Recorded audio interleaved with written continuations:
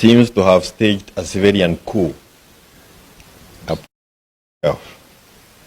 because he has refused to constitute the IEBC. It's been confirmed here by Muturi that the abductions were really under his command, because he's the one who made the call and the young man was released. So if your son or daughter is released and you cannot get hold of William Ruto, what does that mean to us? We are on our own. When we have the likes of Sudi, Kamket, Kimani Ichung'wah, and Farah Marin, allowing the utterances that we have heard from their mouths in the presence of William Ruto, and to the amusement of him, William Ruto, kwa sababu yeye ndio alikuwa anapiga makofi kuliko wananchi wanapotukana watu. It means that the center is not holding, and we as Kenyans must heed the call that has been made by our leader, and we must prepare to do what the South Africans the people of South Korea have done. It is time for us to go and arrest William Samoei Ruto from State House, because we are on our own. Hakuna kitu kingine tunangojea, na hakuna Mkenya anangojea kuambiwa Ruto ni mbaya. Wanajua ni mbaya kukuliko wewe mwenyewe. Hakuna jambo unaweza sema kwamba anaweza saidia sisi nalo. It is upon us to organize ourselves and get Ruto home, as leaders na sisi wote wa Kenya.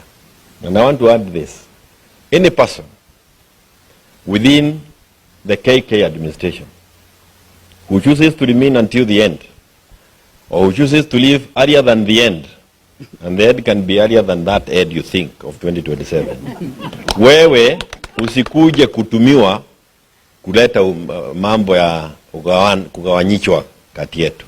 Come join us so that we are one unit that is ready to remove Ruto.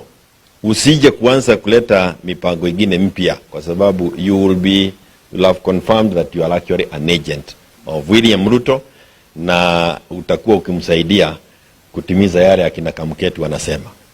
If somebody says that he can extend the life of the presidency, na president mwenyewe amekaa hapo na hayasema chochote, you need to know there is something more than is catching the eye. Lakini Kenyans have resolved, you are not going to intimidate any of us, any of the Kenyans, that enough is enough. Na wakati wa kwenda ni sasa, na kama sio sasa ni sasa hivi. Asante sana. Well done. Any questions? Yes, sir. It is very clear at the moment that the Kenya Kwanza administration has fallen out of favor of Kenyans, as Jeremiah Kioni is saying that Kenyans should come together and ensure that this bad regime is removed from office as early as possible, because the rot is visible and the leg needs to be amputated. That is according to Jeremiah Kioni. And they were saying that if this decay is not removed from Kenya, it will continue spreading, it will continue growing. So that is what Mr. Jeremiah Kioni is hinting indirectly. President William Ruto has been accused a lot of things with his government, and even Kenyans have taken him to ICC. First of all, many people are citing that the Kenya Kwanza regime is having some serious conflict with human rights. We have seen how the police brutality has been on the rise, and the rising number of abduction and kidnapping, as even CS confirms that his son was abducted, and one call to the president, the son was released, citing the fact that maybe the president might be handling these matters of abduction as serious as he wants to silence his critics. What do you think about Jeremiah Kioni's speech? And the breaking of ranks with the government he serves has invited trouble for CS Muturi, with MPs allied to President William Ruto now plotting an impeachment motion to oust him from office. But defiant Muturi dared the legislators to bring it on. Stephen Latour reports.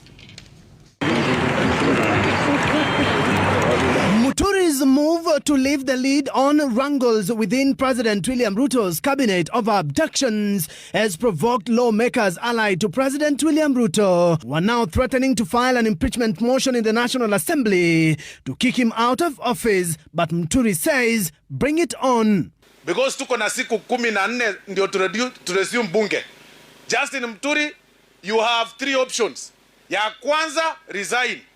Ya pili, apologize to ignore your maneno. Ya tatu, we impeach you. I would just say, bring it on, I'm at my age, I'm not the kind of person to respond to some of it is really very perfunctory statement made by fairly inexperienced politicians. I think they are not worthy my response. So if anybody thinks that I don't know what I'm doing, then they are up for a rude shock. Asked if this is the beginning of the fallout with his boss, President William Ruto, Muturi says his boss can dismiss him if he so wishes. The removal of a cabinet secretary is very simple. Just go to Article 132. It says the president may appoint with the approval of the National Assembly, may nominate, and with the approval of the National Assembly, appoint and dismiss cabinet secretary. So even when I took this job, I was fully aware of those professions. CS Muturi has been seen as the only cabinet secretary owning up to the cases of the abductions witnessed in the country, going against the government's position, that of security apparatus in the country amid backlash against abductions. Stephen Leto, Citizen TV.